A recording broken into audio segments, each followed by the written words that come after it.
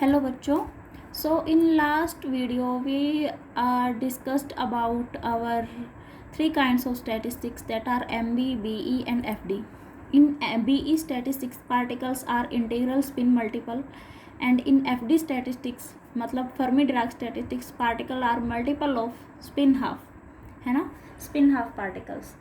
So further we are discussing about these statistics and that is in MB statistics particles are considered to be distinguishable. क्या होंगे? Particles distinguishable होंगे मतलब एक particle A और second one is B, हम लोग easily उन्हें differentiate कर सकते हैं. और सेकंड थिंग, इसमें जब भी एक बॉक्स के अंदर पार्टिकल होते हैं there is not any type of restriction, there is not any type of restriction कि कितने पार्टिकल एक शेल के अंदर आ सकते हैं, इस तरह की कोई रिस्ट्रिक्शन नहीं होती. जैसे कि मेरे पास हैं, मान लिया मेरे पास दो शेल्स हैं और मैं इसके अंदर टोटल कॉम्बिनेशन देखूंगी कि इन दो पार्टिकल्स से कितने बनते हैं. फर्स्ट सेल में ए आ गया, सेकंड सेल में बी आ गया, उसके बाद फर्स्ट सेल में बी आ गया, सेकंड में ए आ गया, दोनों के दोनों फर्स्ट में आ गए और दोनों के दोनों आ गए सेकंड में. तो टोटल हुए मेरे पास फ्रॉम एमबी स्टैटिस्टिक्स चार तरह के क्या हुए मेरे पास कॉम्बिनेशन हुए दो पार्टिकल्स के. उसके बाद अगर मैं बात करती हूँ बीई स्टैटिस्टिक्स की, तो इसके अंदर जो पार्टिकल्स होंगे वो होंगे इनडिस्टिंग्विशेबल मतलब हम आइडेंटिफाई नहीं कर सकते कि कौन सा पार्टिकल क्या है, सारे के सारे सिमिलर पार्टिकल होंगे, मतलब दोनों में ए पार्टिकल होंगे, ठीक है. एंड ए इज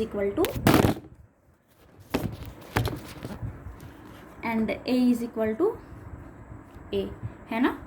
तो अब एक बार देखते हैं कि अगर मेरे पास ऐसे ही दो शेल्स हैं और मुझे इन पार्टिकल्स को डिवाइड करना है इस शेल के अंदर, तो मैं कैसे करूँगी. वन मोर थिंग, इसके अंदर भी कोई रिस्ट्रिक्शन नहीं होती कि किसी भी सेल में कितने भी पार्टिकल आ सकते हैं. There is not any kind of restriction upon the divideation of particles. तो दोनों के दोनों पार्टिकल्स फर्स्ट सेल में आ गए, दोनों के दोनों पार्टिकल्स सेकंड सेल में आ गए और एक शेल में एक पार्टिकल चला गया. तो टोटल हुए 3 पॉसिबल कॉम्बिनेशन, है ना. अब मैं बात करती हूँ एफडी स्टैटिस्टिक्स की. एफडी स्टैटिस्टिक्स, इसके अंदर भी पार्टिकल्स क्या होंगे, इनडिस्टिंग्विशेबल होंगे, मतलब कि सिमिलर काइंड ऑफ पार्टिकल्स होंगे. First thing. सेकंड थिंग, इसके अंदर जो पार्टिकल्स होंगे वो स्पिन हाफ मल्टीपल होंगे, स्पिन हाफ पार्टिकल्स होंगे. जब स्पिन हाफ की बात आती है तो हम सबको पता है कि एक प्रिंसिपल होता है जिसे कहा जाता है पोलीज एक्सक्लूजन प्रिंसिपल. क्या कहा जाता है? पोलीज एक्सक्लूजन प्रिंसिपल. ये प्रिंसिपल क्या कहता है कि कभी भी एक सिमिलर कंपार्टमेंट में शेल में दो सेम स्पिन के पार्टिकल्स नहीं आ सकते, है ना. तो इसीलिए यहाँ क्या हो जाती है, एफडी के अंदर रिस्ट्रिक्शन लग जाती है. क्या लग जाता है? एफडी स्टैटिस्टिक्स के अंदर रिस्ट्रिक्शन लग जाएगी. कैसी रिस्ट्रिक्शन लगेगी कि एक शेल में सिर्फ एक पार्टिकल ही अलाउड होगा. ये क्या लग गई? इसके अंदर रिस्ट्रिक्शन लग गई. तो अब अगर मेरे पास दो पार्टिकल हैं दैट इज़ ए, तो मेरे पास सिर्फ और सिर्फ एक कॉम्बिनेशन होगा कि एक शेल के अंदर एक आ गया और एक शेल के अंदर एक आ गया. पोलीज एक्सक्लूजन प्रिंसिपल क्या कहता है कि एक शेल के अंदर एक से ज़्यादा पार्टिकल नहीं आ सकता. That it. तो ये था मेरा तीनों की तीनों स्टैटिस्टिक्स में कि हम कैसे पार्टिकल्स को डिवाइडेशन करते हैं, ये था इस बारे में. अब मैं बात करती हूँ फर्दर कि जब मैं 3 काइंड्स ऑफ इन स्टैटिस्टिक्स की बात करूँगी तो इसके अंदर कैसी ऐसी बेसिक अप्रोच होगी, कौन सी ऐसी कॉमन अप्रोच होगी जो कि मैं सबके अंदर यूज़ करूँगी. वैसे हम लोग इसके बारे में पहले भी बात कर चुके हैं. एक बार फिर से हम लोग थोड़ी सी नज़र ओवरव्यू कर लेते हैं. Basic approach of 3 statistics. सबसे पहले मैंने जब हमने फर्स्ट यूनिट के अंदर आर्टिकल्स किए थे तो वहाँ मैंने बताया था कि जब भी स्टैटिस्टिक्स के ऐसे रिजल्ट वगैरह की बात करेंगे हम लोग, जैसे हमने वहाँ थर्मोडाइनमिक प्रोबेबिलिटी निकाली थी, उसके बाद मैक्सिमा एंड मिनिमा निकाला था, उसके बाद एंट्रोपी का रिलेशन आउट निकाला था. तो हमने देखा कि बार बार हम लोग सेम टाइप के स्टेप्स को फॉलो कर रहे थे सारी डेरिवेशंस को सोल्व करने के लिए. तो वो जो कॉमन स्टेप्स थे वही इन तीनों स्टैटिस्टिक्स में भी रिजल्ट्स को फाइंड आउट करने के लिए यूज़ होंगे. फर्स्ट ऑफ ऑल 3 स्टैटिस्टिक्स कौन सी हैं? MB Maxwell Boltzmann, BE Bhoj Einstein, FD Fermi Dirac statistics, है ना। अब इनके लिए जब भी ये तीनों स्टैटिस्टिक्स के लिए रिजल्ट निकाला जाता है तो कुछ सिमिलर स्टेप्स होते हैं जिन्हें फॉलो किया जाएगा। इन सिमिलर स्टेप्स के अंदर जस्ट क्योंकि इसके अंदर पार्टिकल्स डिस्टिंग्विशेबल होंगे, इन दोनों के अंदर नॉन डिस्टिंग्विशेबल होंगे, ठीक है, और इसके अंदर कोई रिस्ट्रिक्शन नहीं होगी, बट इसके अंदर फर्दर रिस्ट्रिक्शन लगा दी जाएगी। तो इन्हीं सब चीज़ों के ऊपर बेस्ड कुछ जो रिजल्ट्स होंगे बस वो ज़रा सा वेरी करेंगे। तीनों स्टैटिस्टिक्स के रिजल्ट डिफरेंट आएंगे, बट जो स्टेप्स हम लोग फॉलो करेंगे वो same kind of steps follow करेंगे। तो पहला स्टेप क्या होगा कि जब भी प्रोबेबिलिटी की बात की जाएगी तो इक्विलिब्रियम स्टेट को फाइंड आउट किया जाएगा। Equilibrium state of system, equilibrium state of system. हम लोगों को माइक्रो स्टेट्स का भी पता है, मैक्रो स्टेट्स का भी पता है, और एक मैक्रो स्टेट के अंदर कितनी नंबर ऑफ माइक्रो स्टेट्स होती है इनका भी पता है। इस टाइप के प्रोसेस को कि इतनी माइक्रो स्टेट्स होती हैं एक पर्टिकुलर मैक्रो स्टेट में, उसे क्या कहा जाता है? Thermodynamic probability. तो जब भी हम लोग बात करेंगे इक्विलिब्रियम स्टेट निकालने के लिए तो सबसे हम लोग फाइंड आउट करेंगे सबसे पहले उस सिस्टम की thermodynamic probability. Thermodynamic probability find out करने के बाद उसकी मोस्ट प्रोबेबल स्टेट को फाइंड आउट किया जाएगा। तो मोस्ट प्रोबेबल स्टेट को फाइंड आउट करने के लिए अभी मैं ज़्यादा नहीं, क्योंकि हम लोग फर्स्ट यूनिट में डीपली इसके बारे में डिस्कस कर चुके हैं। तो थर्मोडायनेमिक निकालने के बाद मोस्ट प्रोबेबल स्टेट के लिए हम क्या करते हैं? इसका लॉग निकालते हैं थर्मोडायनेमिक स्टेट का, और इसके डेरिवेटिव को कर देते हैं 0 के इक्वल पुट। थर्मोडायनेमिक प्रोबेबिलिटी का लॉग निकाल लेंगे और उसके डेरिवेटिव को कर देंगे 0 के equal put.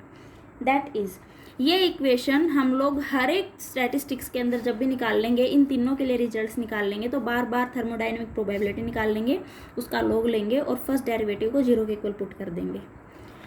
Second thing is, ये कॉमन स्टेप था। अब दूसरा कॉमन स्टेप क्या यूज़ करना है कि कंडीशन देखेंगे हम लोग, condition of total number of particles, total number of particles and total energy of the system, and total energy of system. Condition find out करेंगे। आई होप कि आप लोगों को ये जो हेडिंग है ये देख के ही पता चल गया होगा। जब हमने लास्ट टाइम बात की थी फर्स्ट यूनिट में, तो हम लोगों ने जब कंडीशन निकाल ली थी तो total number of particles n जो थे ये कॉमन थे, सॉरी कांस्टेंट थे। क्या थे ये? कांस्टेंट थे। तो इसी के ऊपर बेस्ड मैंने dn को क्या लिया था? 0 लिया था। हमने फर्दर जो कंप्लीट एक बॉक्स था इसे कंपार्टमेंट्स में डिवाइड किया था, कंपार्टमेंट्स को फर्दर शेल्स के अंदर डिवाइड किया था। तो हमने माना था कि 1 2 अप टू सो ऑन के कंपार्टमेंट्स में हमने इसे डिवाइड कर लिया, ठीक है। इसके अंदर further G1 G2 up to so on G के नंबर ऑफ शेल्स हैं हर एक कंपार्टमेंट के अंदर। फर्स्ट कंपार्टमेंट के अंदर G1 नंबर ऑफ शेल्स हैं, सेकंड के अंदर G2 नंबर ऑफ शेल्स हैं। इस तरह से हमने फर्दर जो ये शेल्स थी इनको पार्टिकल्स असाइन किए थे। हमने असाइन किया कि फर्स्ट कंपार्टमेंट के अंदर जो G1 नंबर ऑफ शेल्स हैं इनके अंदर है N1 नंबर ऑफ पार्टिकल्स, इसके अंदर है N2 नंबर ऑफ पार्टिकल्स, और इसके अंदर है टोटल नंबर N के नंबर ऑफ पार्टिकल्स। ये पार्टिकल्स वेरी कर सकते हैं कि फर्स्ट सेल में हो सकता है भाई, फर्स्ट कंपार्टमेंट में हो सकता है भाई 100 पार्टिकल्स हो, सेकंड में हो सकता है 150 हो या फिर 80 हो, हमें नहीं पता। जस्ट हमने डिवाइड किया N1 N2 up to so on N के।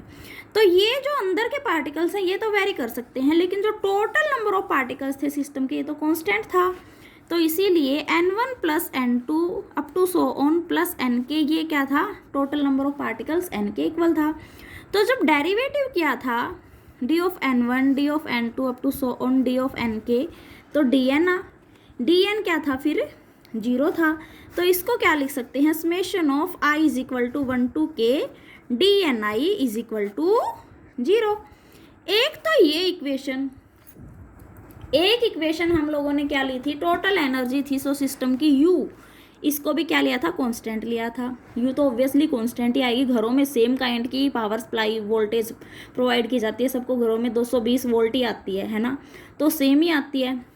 तो उसके बाद जब ये वाला प्रोसेस हमने किया था कि इतने नंबर ऑफ पार्टिकल्स या इतने नंबर ऑफ पार्टिकल्स, तो फर्स्ट कंपार्टमेंट को हमने जो एनर्जी अलॉट की थी टोटल वो थी N1U1।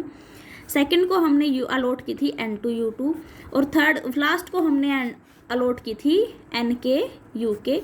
थर्ड की अगर बात करें तो वहाँ थी N3U3, है ना। तो जो टोटल एनर्जी थी सिस्टम की वो इक्वल थी UK, बट वो अंदर सम अप थी N1U1 plus N2U2 plus N3U3 up to so on NK UK।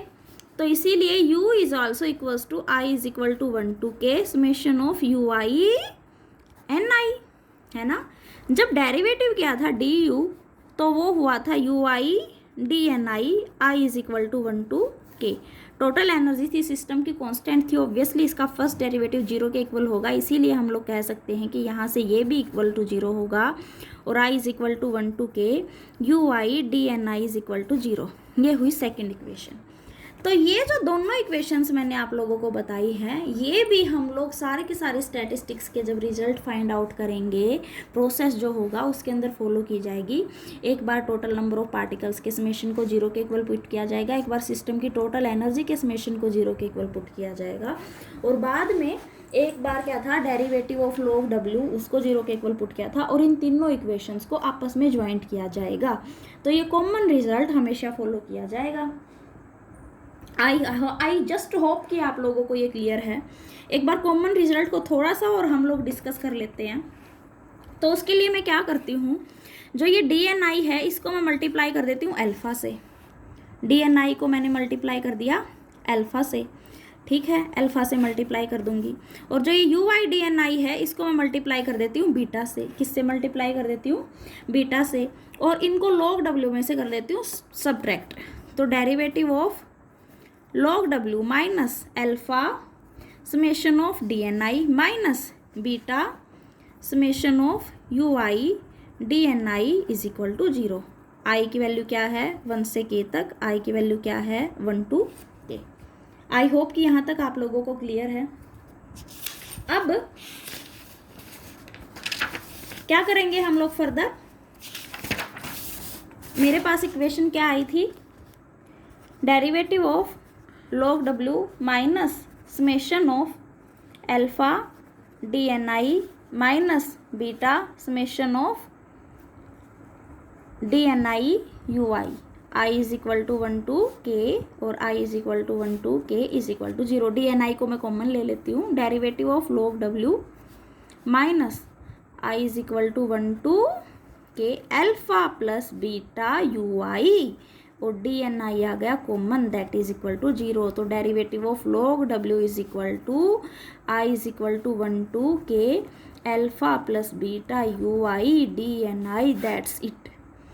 तो ये क्या है, कॉमन स्टेप है। ये हम लोग तीनों स्टैटिस्टिक्स को जब फाइंड आउट करेंगे हर एक के अंदर फॉलो करेंगे इन स्टेप्स को, ठीक है बेटा। बीटा की वैल्यू हमें पता ही है जो कि 1/KT होती है, हमने फर्स्ट यूनिट के अंदर निकाल ली थी। आई होप कि यहाँ तक आप लोगों को समझ आ गया है। अगर कोई डाउट होगा तो हम लोग फर्दर क्लास में डिस्कस कर लेंगे। Thank you so much. Okay.